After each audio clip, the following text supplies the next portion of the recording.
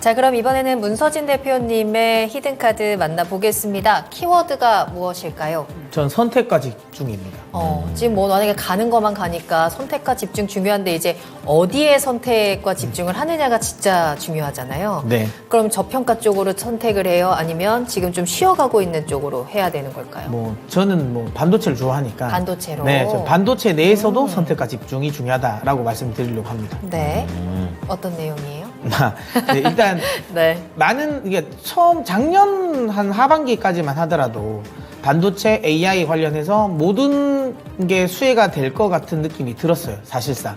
그래서 HBM 또 다 만들 것 같았고, AI 관련해서 삼성 또 파운드리도 좀 잘할 것 같았고, 뭐 이런 식으로 해서 대부분의 모든 좀 장밋빛이 좀 사실상 많았거든요. 근데 이번에 이제 실적 시즌, 4분기 실적 시즌을 딱 뚜껑을 열고 나니까 우리나라뿐만 아니라 글로벌 주요 이런 반도체 관련 기업들도 잘 가는 애들은 엄청나게 괜찮은데 또 안 되는 애들은 굉장히 또 안 되는 모습을 보였어요.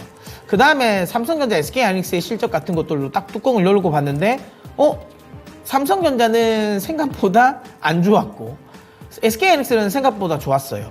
근데 또 엄청 좋게 다 올해를 생각을 했었는데 두 회사 모두 1분기 가이던스는 또 그렇게 날싸지 않았다라는 거. 그 다음에 SK도 자기들 흔히 제품군 내에서도 DDR5, HBM에 한해서만 좀 흐름이 괜찮게 보는 거고 나머지는 좀 보수적으로 보고 이렇더라고요. 그러면 확실하게 반도체 내에서도 수혜가 되는 종목들은 이제는 좀 일부가 될 가능성이 높다라고 해서 좀 옥석을 가려야 된다라고 보고요.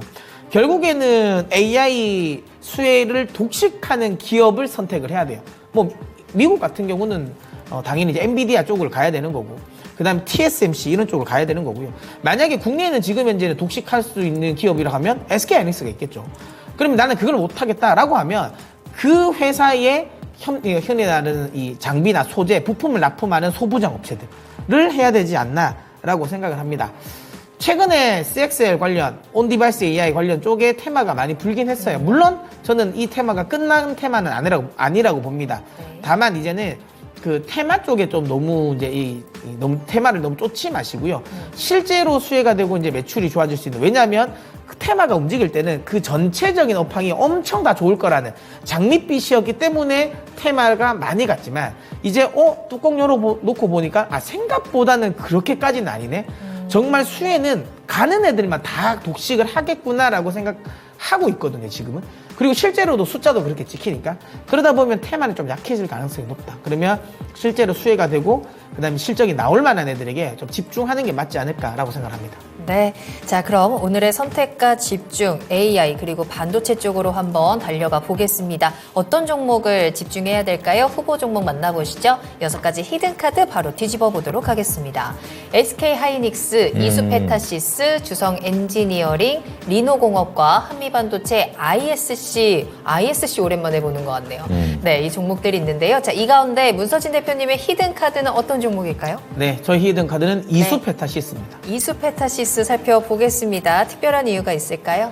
제가 아까 말씀드린 것처럼 반도체 관련 기업들의 실적을 쭉 흔히 말하는 다 이제 공개를 하고 나니까 정말 집중적으로 수혜를 받는 애들이 계속 수혜를 받구나. 생각보다 낙수 효과가 크지 않구나라는 걸 알 수 있게 되는 거죠. 그러면 글로벌 지금 AI 시대에 반도체 관련 기업들 내에서 가장 수혜를 보는 애가 누군가? 네, 누가 뭐래도 엔비디아입니다. 그러면 엔비디아에게 찰싹 달라붙어 있는 애를 잘해야 되겠죠. 대표적으로 TSMC가 가장 중요하죠. TSMC가 많이 하고, 그 다음에 SK하이닉스입니다.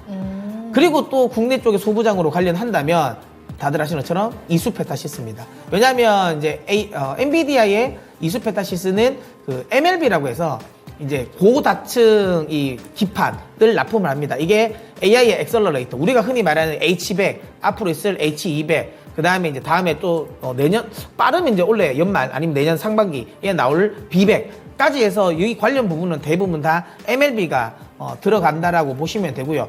예전에는 이 MLB 시장에 특히 이제 초고단, 그러니까 18단 이상의 MLB 같은 경우는 중국 업체들이 굉장히 많이 이 시장 점유율을 가지고 있었어요. 왜? 이 기판 사업이 이 굉장히 돈이 안 되는 사업이었거든요. 중국 업체들이 막 뛰어들면서 기판을 많이 접는 것도 많았어요. 삼성전기도 안 되는 거 그냥 접어버렸고, 그 다음에 LG 그 이노텍 같은 경우도 사업 잘 안 되는 쪽은 다 접어버렸거든요.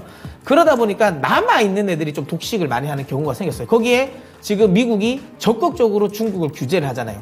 하물며 이 기판은 특히 지금 AI 액셀러레이터에 들어가고, 그 다음에 이 데이터 센터에 들어가는 이 네트워크 장비에 들어가는 기판이거든요. 근데 이거는 보안이 엄청나게 생명이에요. 예전에 한번 화웨이 이슈가 났던 게 그거잖아요. 이 화웨이 이거 장비에 아주 미세한 이 스파이 칩이 딱 들어가면서 그걸 가지고 지금 이 트럼프가 그때부터 규제를 한 거거든요. 그런데 굉장히, 그러니까 AI 액셀러레이터에 이런 거 굉장히 기판은 굉장히 보안이 중요합니다. 중국 걸 안 쓸 가능성이 높고요. 그러면 쓸 수 있는 건 미국의 이 TTM, 그리고 2위가 원래 중국 업체였거든요. 이 3위가 이수페타시스예요. 근데 이제 결국에는 지금은 그렇게 따지면 그러니까 엔비디아 입장에서는 이수 아니면 지금 선택지가 TTM밖에 없으니까 네. 당연히 이쪽에 매출이 늘어날 수밖에 없다. 엔비디아는 계속 실적은 안 꺾입니다. 계속 AI 액셀러레이터 쪽에서 계속 매출이 늘어날 수밖에 없다는 점. 그리고 중요한 건 얘는 엔비디아뿐만 아니라 뭐 구글, 마이크로소프트 이쪽에 또 자체 칩 관련 부분에 있어서의 또 기판 또 납품하기 때문에 충분히 저는 좋은 흐름이 나오지 않을까 이렇게 생각을 합니다. 알겠습니다. 가격 전략 어떻게 짤까요? 오늘 27,000원인데 지금 가격대에서 저는 매수하셔도 된다라고 보고요. 목표가는 작년 고점이라고 볼 수 있는 4만 원을 제시해 드리도록 하겠고요. 손절 라인은 2만 원 제시해 드리도록 하겠습니다. 네.